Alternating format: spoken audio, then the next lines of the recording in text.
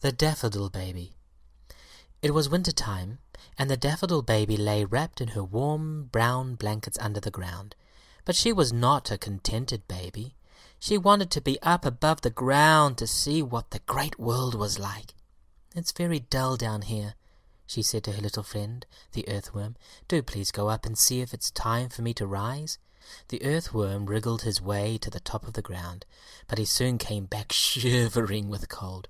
Don't think of going up yet," he said. "Lie down and sleep again in your warm blankets. On the earth there is nothing to be seen but snow and ice. You would be frozen if you went up there now." So the Daffodil Baby lay down and went to sleep, and slept for many days and nights. By and by, however, she woke and grew restless again. "Please, see if I may go up yet," she said. The kind earthworm went up again, but came back as quickly as before. "Stay where you are," he cried. "It has rained so much that all the garden is flooded. You would be drowned if you went up now." The Daffodil Baby had to lie down again. She tried to sleep, but she only grew more restless day by day. At last she begged the little earthworm to go up once more and see what the world was like.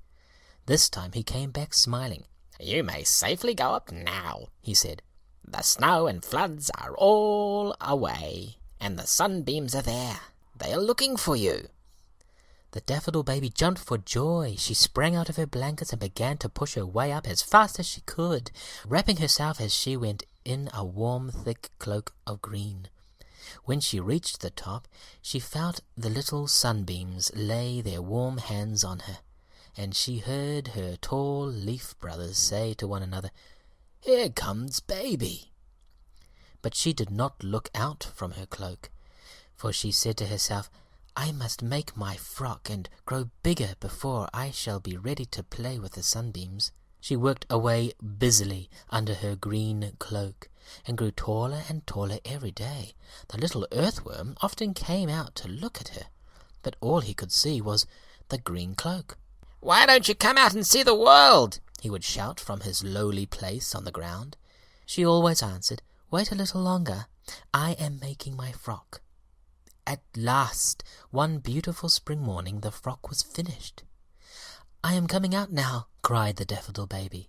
The earthworm wriggled up to the top, and the sunbeams flew down to help. They tugged at the thick green cloak with their warm hands till it flew open. Out sprang the Daffodil Baby, a Daffodil Baby no longer, but grown into the loveliest little daffodil lady. Her frock was all yellow and frilled, and she wore the daintiest little green shoes. She was very beautiful. The earthworm heard everybody say that. "What a glorious world!" cried the little yellow lady. "Now I am going to be very happy." And so she was. She played with the sunbeams, danced with the winds, and talked merrily to her green leaf brothers. The bees and the moths came to see her every day. One warm day the first butterfly of the season came to visit her. But with all her good times, she did not grow proud.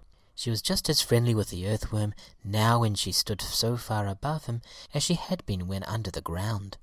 She often had long talks with him in the early mornings before the bees were awake. "Why don't you climb up here?" she asked him one day.